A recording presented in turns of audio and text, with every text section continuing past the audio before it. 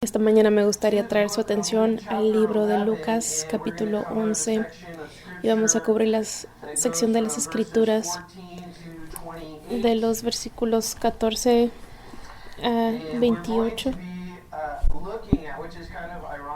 Es irónico porque vamos a ver la guerra invisible.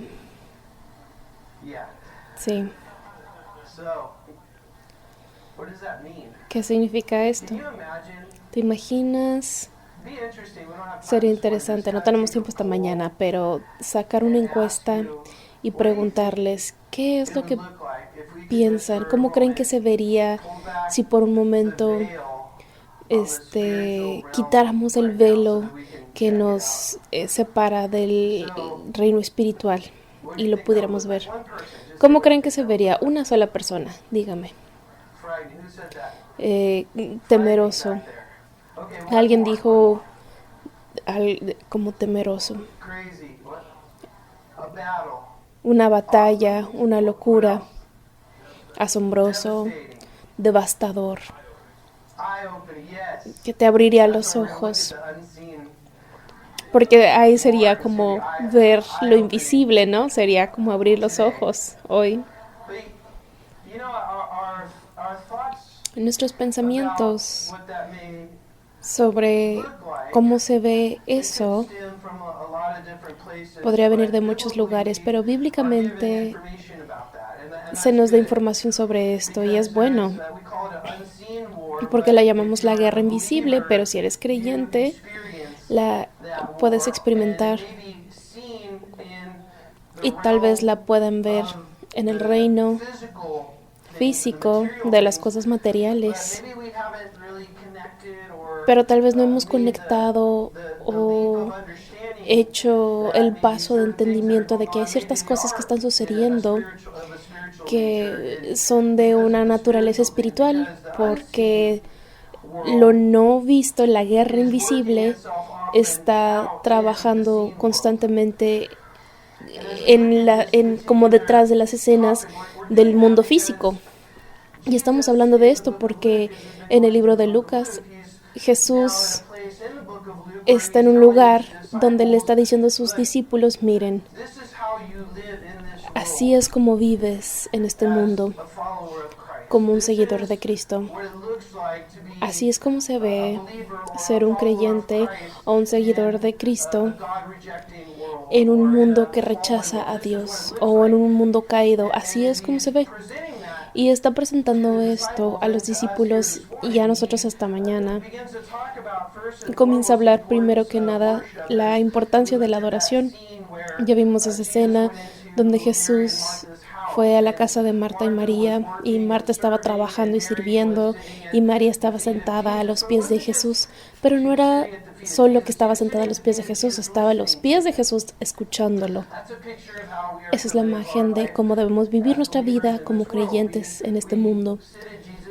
Nos sentamos a los pies de Jesús o nos ponemos debajo de su autoridad, vemos y escuchamos y queremos saber qué es lo que dice y la manera en la que piensa sobre las cosas para que podamos ajustar nuestra vida de acuerdo a lo que Dios dice de quién es. Y entonces vemos de ahí, vemos un poco de esta transición, un movimiento hacia esta enseñanza de la oración.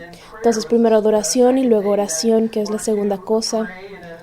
Si fuéramos a orar de cierta manera, que tuviéramos confianza en nuestra oración, de nuestra relación con Dios.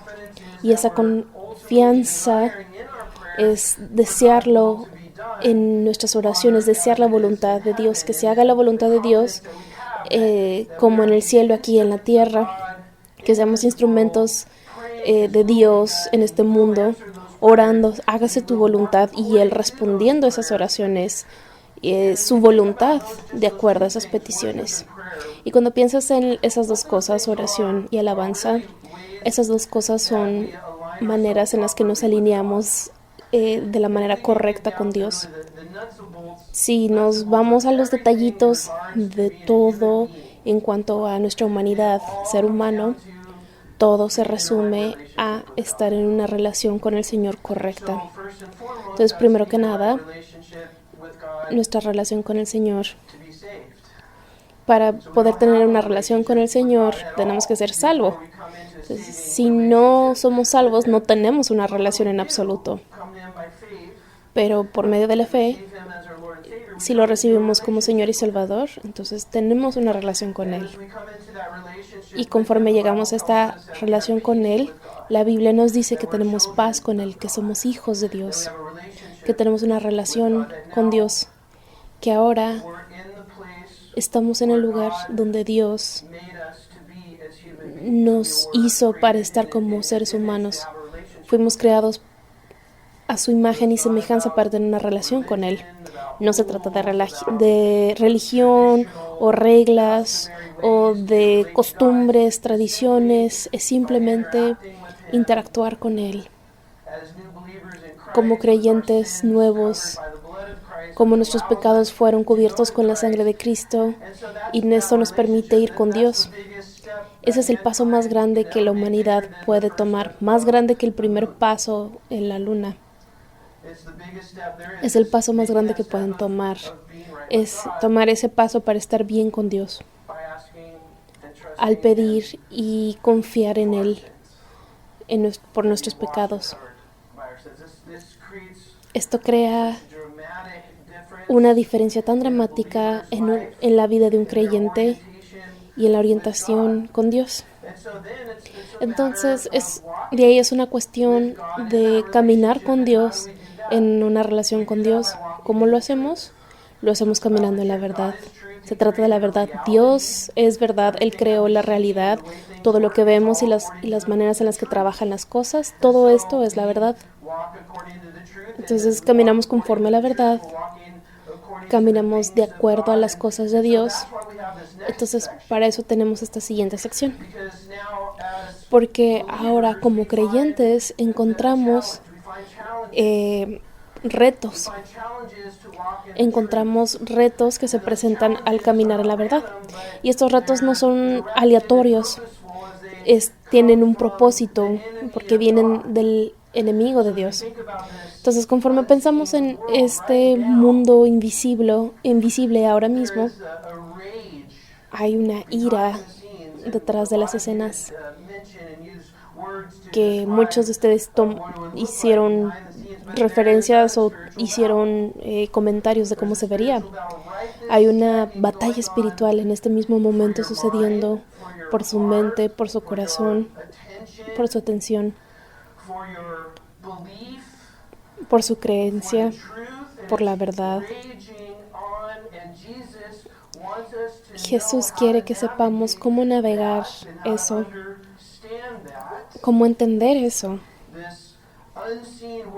Este mundo invisible, encontramos varias escrituras en la Biblia que lo describen y hablan de eso. Una de ellos es Primera de Pedro, capítulo 5, versículo 8. Dice, practiquen el dominio propio y manténganse alerta. Su enemigo, el diablo, ronda como león rugiente buscando a quien devorar. Resistan, manteniéndose firmes en la fe, sabiendo que los creyentes en todo el mundo soportan la misma clase de sufrimientos. Entonces esa escritura nos dice algo que nos revela mucho. ¿Cómo puede cambiar nuestra vida o verse diferente si viéramos esta escritura y entendiéramos que el enemigo está andando como un león rugiente y está buscando a quien devorar? ¿Cómo cambiaría la forma en la que lees tu Biblia? ¿Cómo cambiaría tu tiempo de oración o las cosas simples que Dios nos anima a hacer?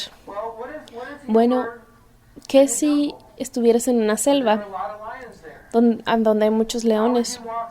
¿Cómo caminarías por esa jungla sabiendo que hay leones andando buscando a quien devorar? ¿Eso cambiaría la manera en la que caminas? ¿Te importaría un poco más? Tal vez cargarías con un arma. Si pudieras, tal vez tendrías maneras para protegerte.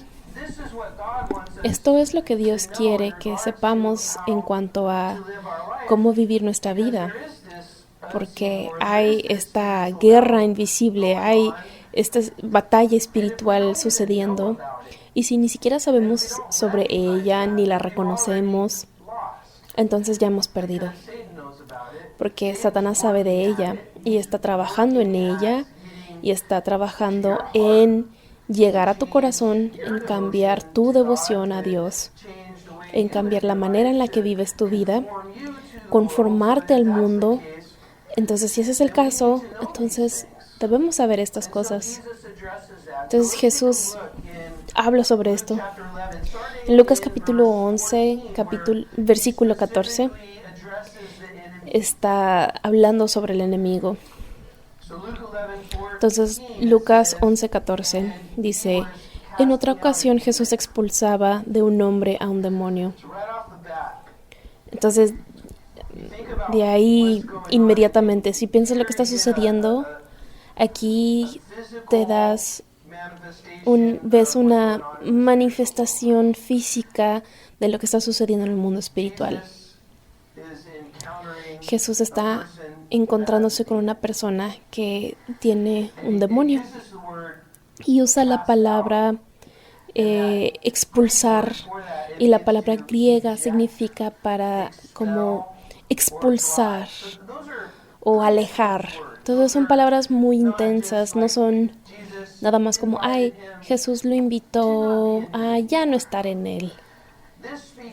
Esto habla más sobre conflicto, esto habla sobre autoridad, esto habla sobre Jesús diciendo, sal de aquí, vete, fuera, ya acabaste, largo. De eso está hablando. Y por supuesto, el demonio hizo eso. Dice que conforme Jesús estaba expulsando, el demonio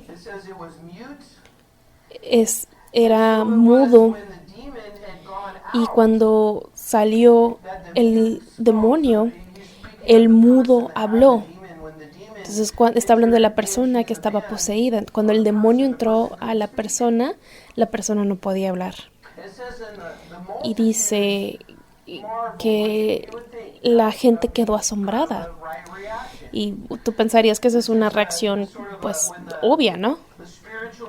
Cuando el reino espiritual se hace conocido en el mundo físico, hay una reacción así, donde se asombran o entran en shock.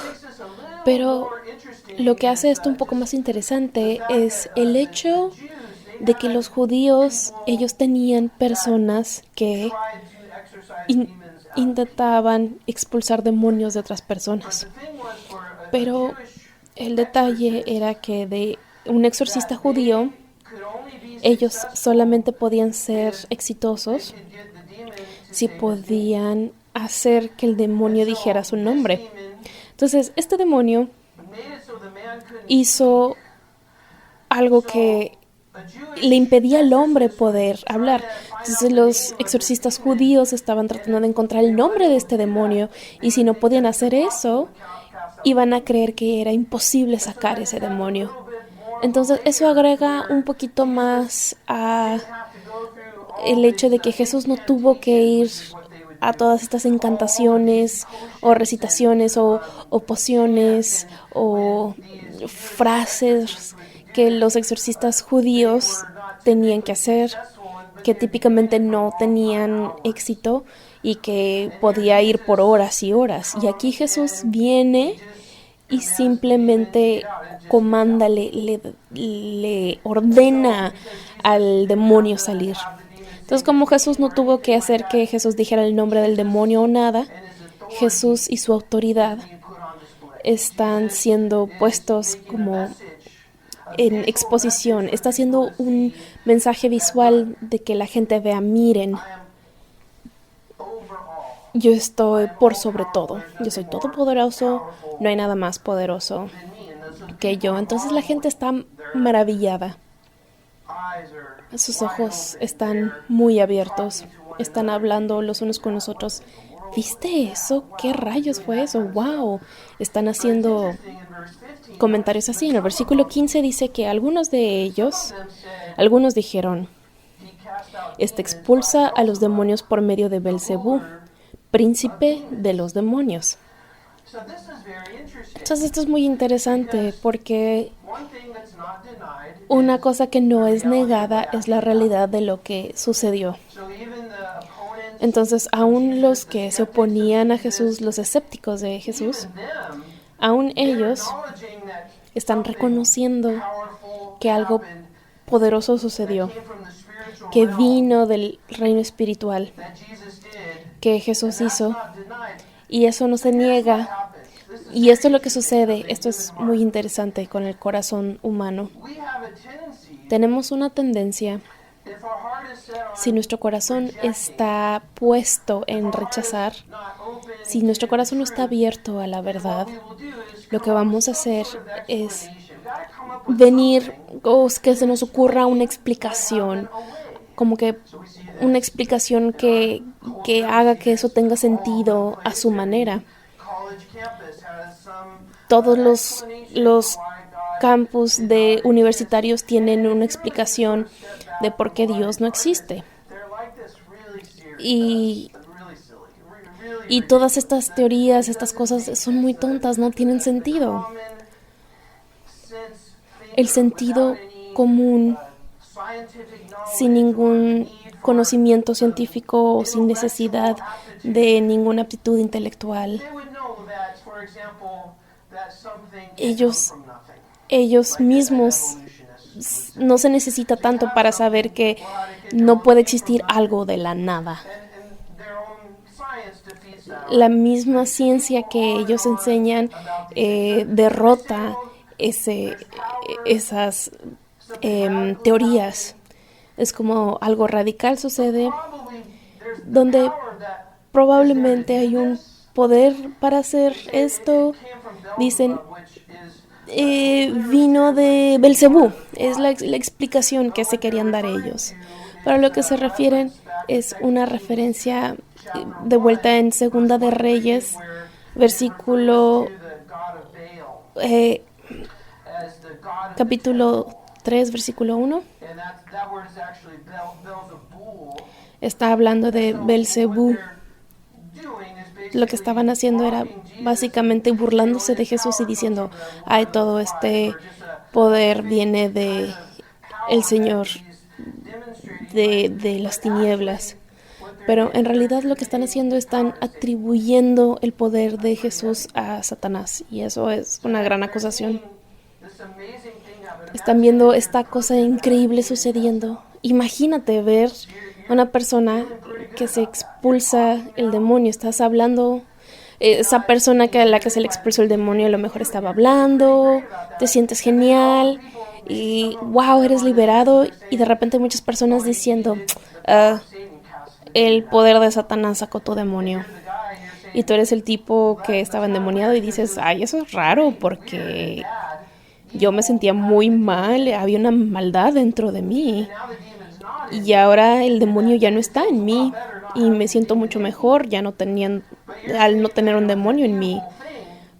Pero una cosa mala que sacó el demonio no puede ser, pero ese era el argumento de ellos. Pero otros en el versículo 16 dicen que para ponerlo a prueba, le decían que le pedían una señal del cielo, diciendo, esta es una buena señal. Ninguno de ellos está negando la señal. ¿Tú dirías que esta es una muy buena señal? Un chico mudo, endemoniado, que ahora ya habla y ya no está endemoniado, pues es una muy buena prueba. Bueno, pero queremos otra prueba. A lo mejor se refieren a queremos ver como algo astrológico, de la astrología, algo en las estrellas o algo así. Pero es suficiente decir que lo que está sucediendo es que ellos no quieren creer. Y están buscando una manera de poner realidad a lo que sucedió. Entonces él dice en Lucas 4, 35, que ya había limpiado.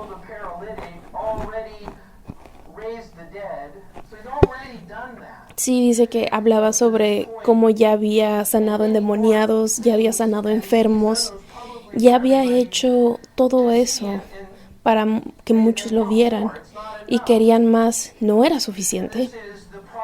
Y este es el problema con las señales.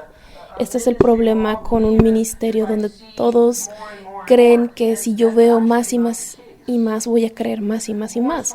Pero ese no es el caso. Más señales crean más deseo de ver más evidencia. En algún punto uno tiene que tomar un paso ¿de qué? De fe. En algún punto tienes que tomar ese paso de venir y decir yo creo. Un punto donde digas creo, no solamente decir necesito estudiar más, necesito quererlo más, tal vez sea verdad o no. No, llega un punto en donde en tu corazón sabes que es verdad y solamente tienes que decir yo creo. Pero Satanás ha manipulado y engañado a estas personas en pensar quiero algo más, esto no es suficiente, hay otra respuesta, hay otra solución, hay algo más sucediendo. Entonces primero vemos este punto. Vemos al enemigo. Vemos el deseo del enemigo, que es destruir. ¿Cuál es el objetivo del enemigo? Aquí está el objetivo. El enemigo es Satanás y su objetivo es Dios. Y porque su objetivo es Dios, va a por la creación de Dios. Y como va por la creación de Dios, ¿qué hace? Va detrás de aquellos que fueron hechos a imagen de Dios, los hijos de Dios. Entonces el enemigo, ya lo señalamos, su deseo es destruir. Su deseo, si tú eres cristiano, tienes, hay un punto rojo en tu espalda como señalamiento. Hay un odio particular hacia ti porque eres el hijo de Dios. Y su deseo es hacernos inefectivos, es hacernos hacia el mundo, hacernos tibios. Su deseo es hacernos complacientes, quitarnos la energía y el fervor que deberíamos de tener, de saber que tenemos el privilegio de caminar con Dios. Quiere quitarnos todo eso, pero no nos puede quitar nuestra salvación, pero nos puede quitar nuestro deseo. Entonces, usa todo esto para destruirnos. Que Jesús, cuando Jesús habla de esta guerra invisible, nos dice sobre la solución también, sobre cómo vencer. En el versículo 17 dice, como Él conocía sus pensamientos, o sea, Jesús, les dijo, todo reino dividido contra sí mismo quedará asolado. Entonces hay un principio general aquí.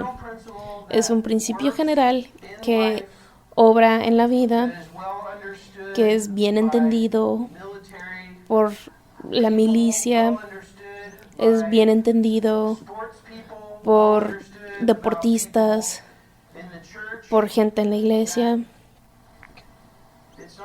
que no es posible ser exitoso donde hay división entre el cuerpo. Entonces aquí está señalando que un reino dividido contra sí mismo quedará asolado. Me recuerdan a nuestro propio país. Nuestro país es llamado el que las Naciones Unidas de América. Si ustedes fueran un enemigo que quiere destruir América y se dan cuenta de que no puedes hacerlo con fuerza militar, porque la milicia militar es mucho más fuerte, ¿qué harías? Tratarías de dividir las Naciones Unidas de América. Si tú divides un país, puedes conquistar un país. Si puedes dividir una familia, puedes conquistar una familia. Si divides una iglesia, puedes conquistar una iglesia. Entonces, aquí es como esto nos ayuda. Nos ayuda porque sabemos parte de la estrategia del enemigo. Entonces, cuando reconocemos parte de la estrategia del enemigo, ya sea un hogar o el cuerpo de la iglesia o un país, lo que sea, ya sea un equipo deportivo, imagínense el Super Bowl. Imagínense hoy. Brock Purdy y George Kittle están discutiendo y dicen que se odian. Y George Kittle dice, Brock, si tú me lanzas la pelota, no la voy a cachar porque no me caes bien. Y Brody dice, pues no te voy a pasar el balón ya. Entonces dice, no, bueno, está bien, porque ya no quiero jugar contigo. Entonces George dice, bueno, pues yo también te odio porque me estás quitando el balón. Entonces, ¿cómo crees que van a jugar hoy?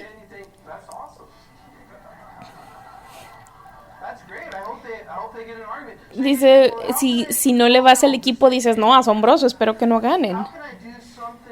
¿Cómo puedo hacer algo para mecer el bote? ¿Cómo puedo causar destrucción? Es una ilustración chistosa, pero es un principio general muy cierto. La unidad es muy importante. Para que haya unidad, ¿qué es lo que tiene que suceder? Tiene que haber algo que nos una.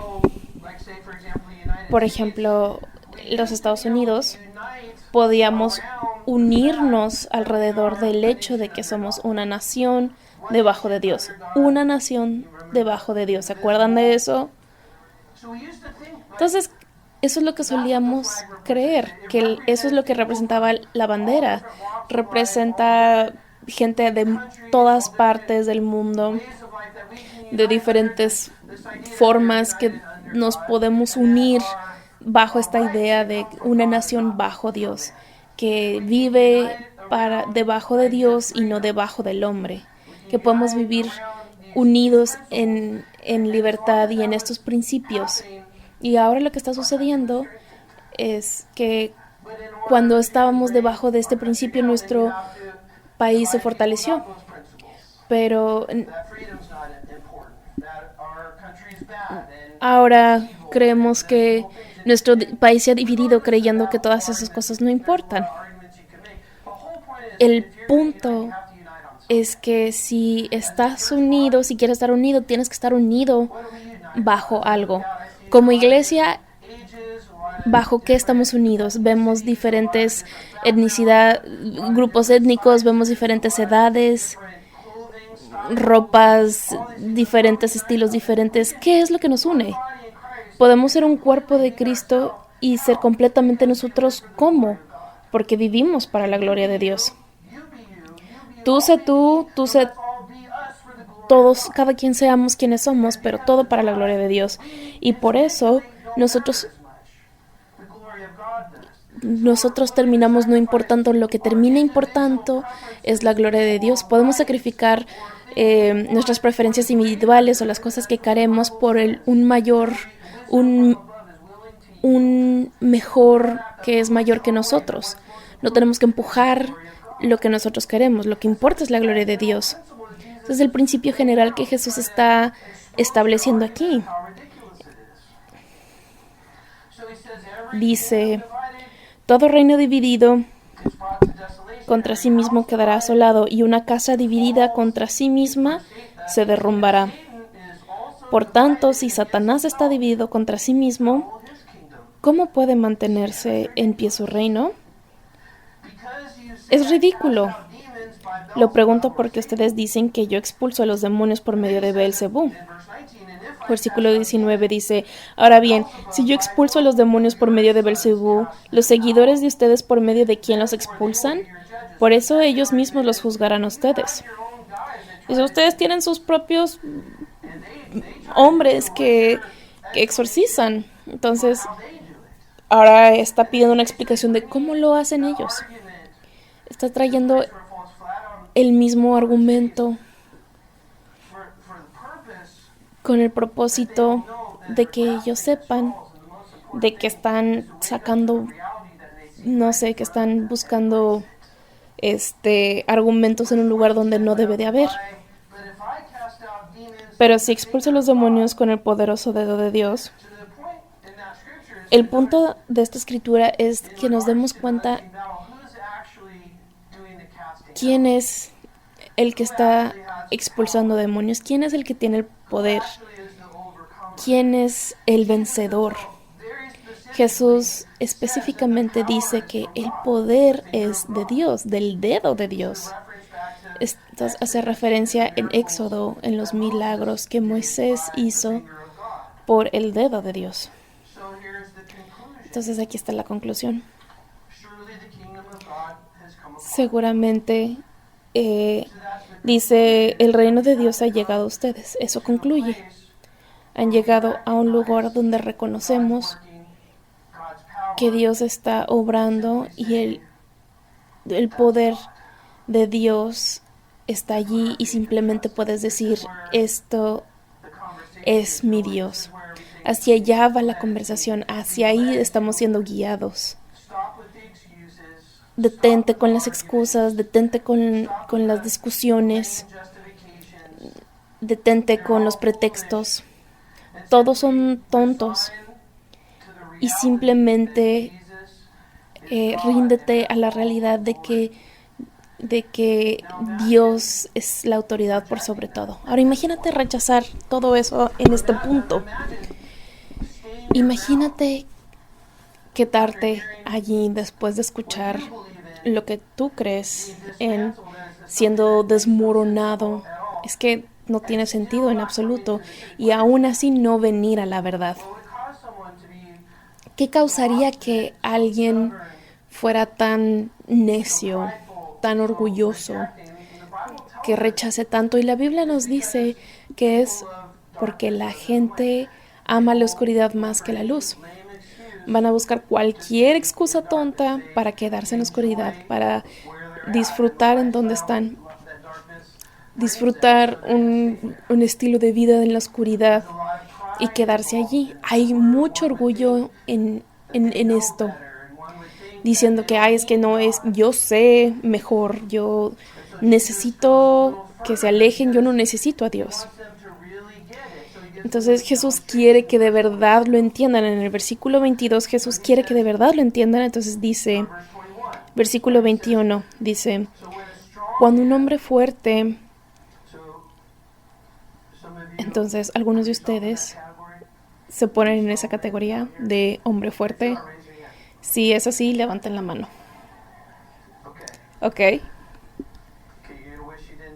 Entonces van a desear no haberlo hecho aquí en un segundo. Cuando un hombre fuerte y bien armado, ¿alguien está bien armado? No le levanten la mano, no levanten la mano. Cuida su hacienda, sus bienes están asegurados. Están seguros. Es una ilustración refiriéndose a Satanás. Sé que se levantaron la mano, no sabían eso, no estamos juzgando, pero está dando esta ilustración para que entiendan que hay una fuerza, hay un poder que Satanás tiene y su poder es más... A ver, cuando está hablando de este hombre, está hablando de todas las armas que están a su disposición. Dice que guarda su propia hacienda y guarda sus bienes. Si tú eres un creyente en Cristo Jesús, estás en la posesión de Dios, pero si no, estás en la posesión de Dios. Dice, la Biblia dice que estás en el control de Satanás. Él te posee. No que esté dentro de ti, pero está diciendo que Él es tu dueño.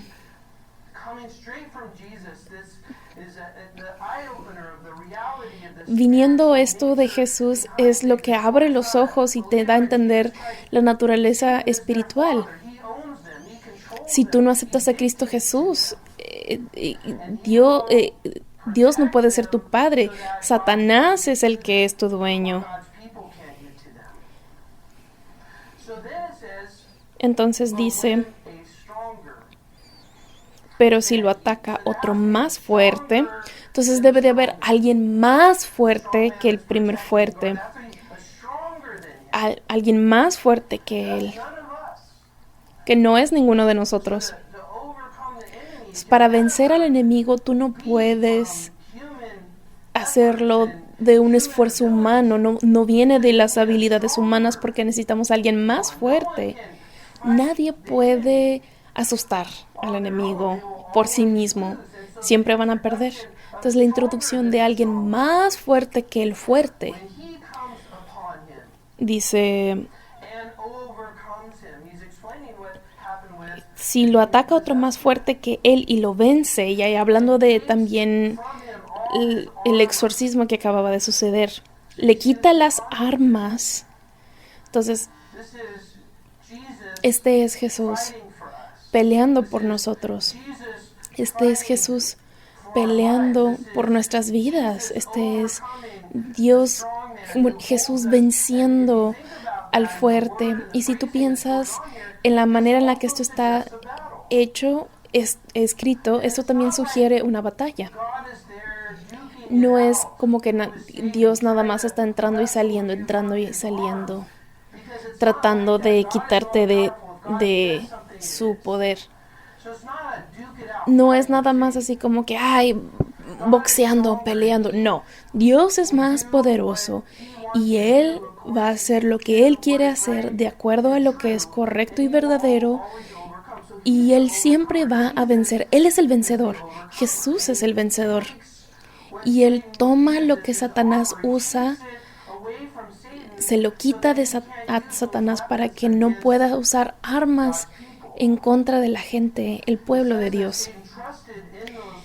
Dice que Satanás, él confiaba en esas armas, Satanás confiaba en esas armas. Dice que las está usando por mucho tiempo sobre la gente porque pues funcionan. El versículo 23 dice, el que no está de mi parte está contra mí, y el que conmigo no recoge, esparce. Lo que está diciendo, y todo esto es en cuanto al reino espiritual, solo hay dos opciones. O le perteneces a Satanás o le perteneces a Cristo.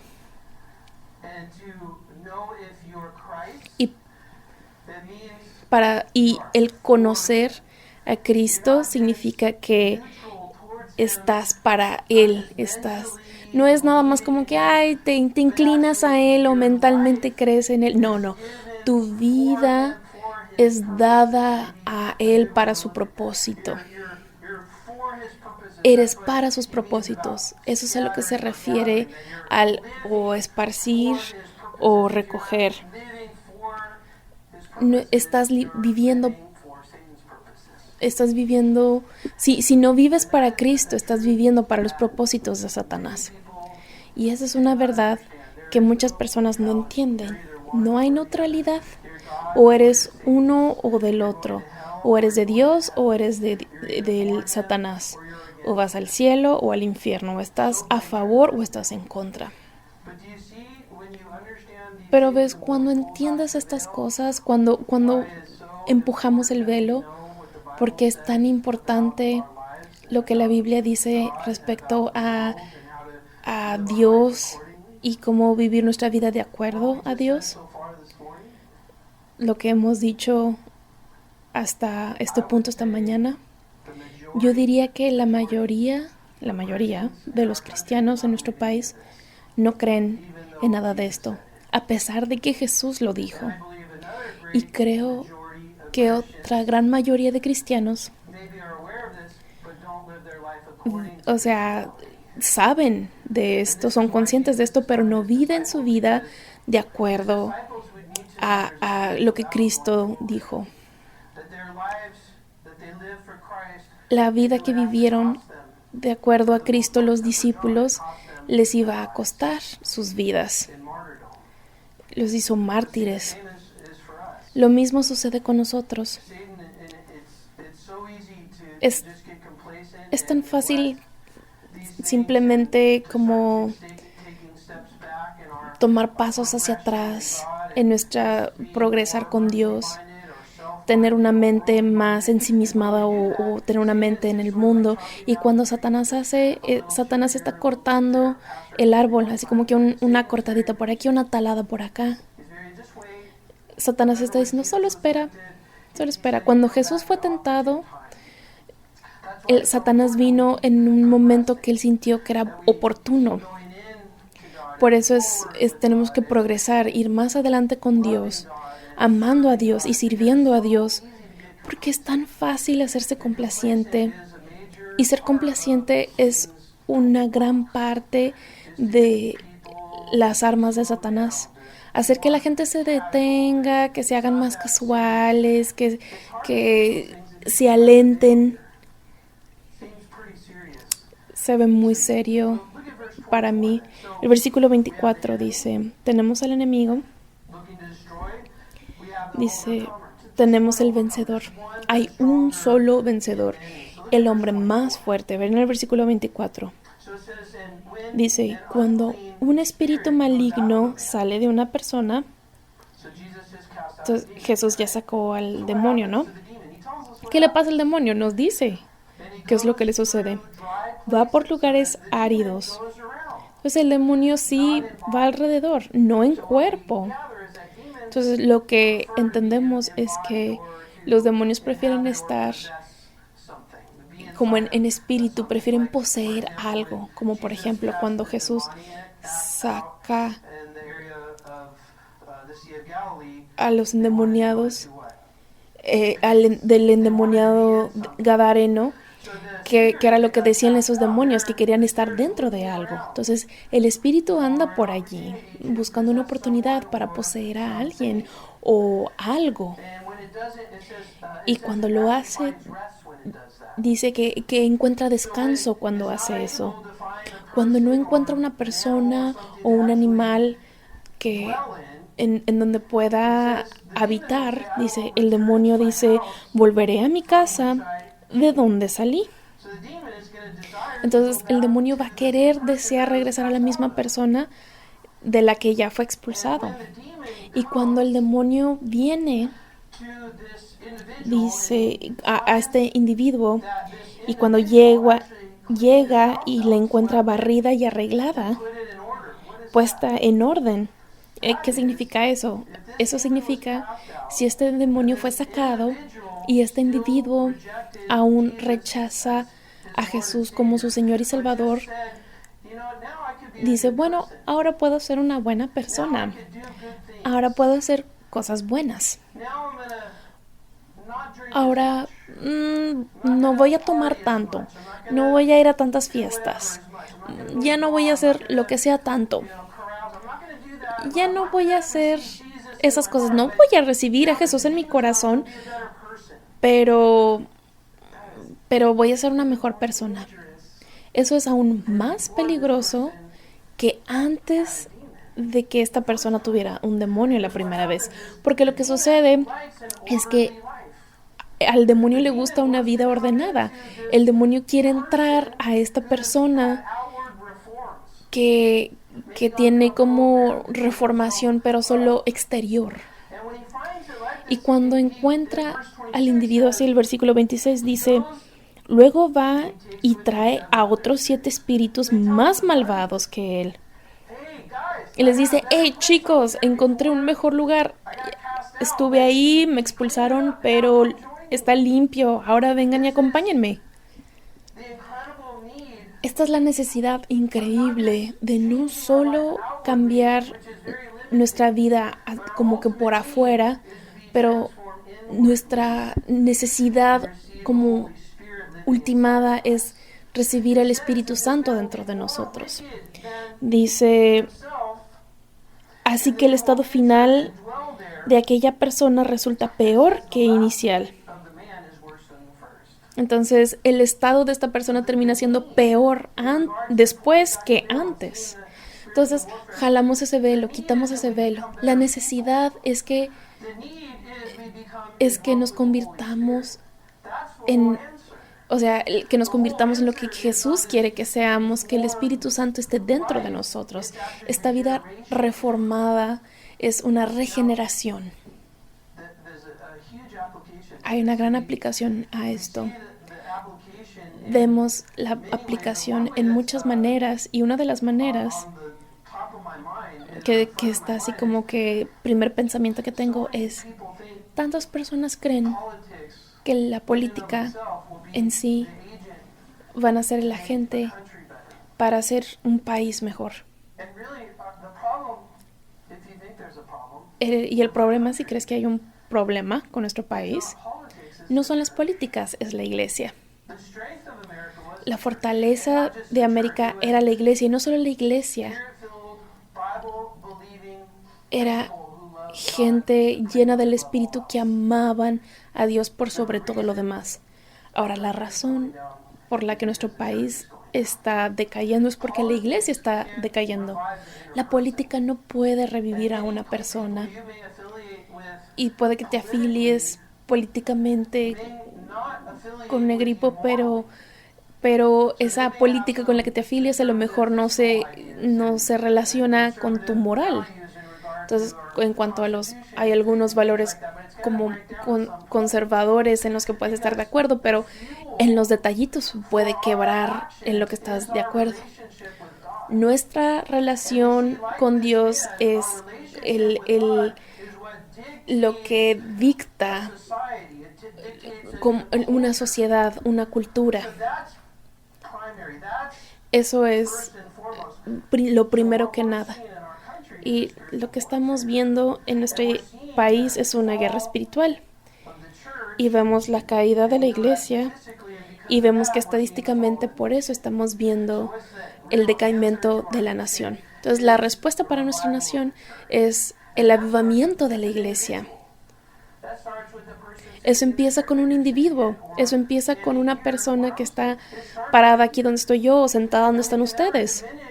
Nunca podemos hacer menos el poder de la vida individual rendida a Dios. Es impresionante. Les voy a dar un ejemplo.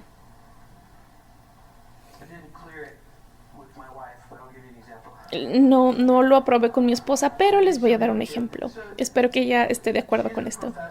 Ella es profesora en NCTC aquí cerquita. Y tuvo un estudiante, no voy a decir su nombre, y este estudiante viene de un trasfondo de drogas. Y ella se dio cuenta cuando él estaba en la clase lo diferente que él era. Había una característica de él que era diferente. Y esta persona tampoco tenía miedo de compartir sus creencias con toda la clase. Y ahora, este individuo es un muchacho, para mí es un niño, tiene a lo mejor 20 años. Lo están buscando de la gente que son líderes para que lo están buscando los superiores para que dirija el grupo de oración de toda la universidad. Una sola persona. A mi esposa le mandan mensajes y le hablan y dice, hey, ¿qué tal de esta persona o esta otra persona que estaban buscando que alguien que orara?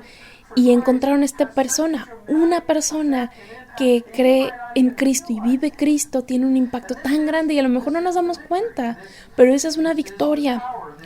Ese es el poder. Esta es la necesidad. La necesidad en la batalla espiritual es que el individuo reciba como Señor a Jesucristo como Señor y Salvador. Y voy a terminar con esto último. Sé que hablamos de mucho, una sección de la Escritura grande, pero esto es tan asombroso porque hay volúmenes de libros que hablan de la armadura de Dios. Tenía esta serie, es como de los 1600 que habla de la armadura y son 10 libros sobre cada parte de la armadura. Pero pues, necesito... Jesús nos da esta indicación que es increíble a la armadura. Dice que sucedió. Mientras Jesús decía estas cosas, una mujer de entre la multitud exclamó: dichosa la mujer que te dio a luz y te amamantó. Entonces, están tan asombrados con lo que Jesús dijo que dicen: wow, tu mamá, wow, debe ser tan afortunada de tenerte, de que te haya dado a luz y que te haya amamantado. Y eso es lo que Jesús dijo. Dichosos más bien, contestó Jesús, más que ser la madre que tuvo al Dios vivo viviendo dentro de ella y creciendo y darlo a luz, criarlo. Más que eso, dice, dichosos son aquellos, dicen, los que oyen la palabra de Dios y la obedecen. ¡Wow! Eso te vuela la mente.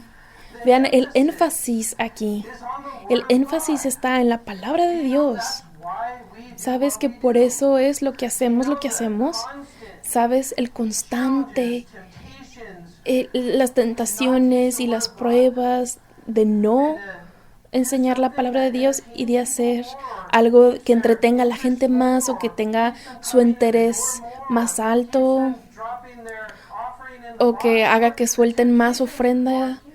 Las tentaciones son enormes. Por eso es que tantas iglesias que enseñan verso a verso se están acabando. Pero Jesús dice que es el oír la palabra y obedecerla.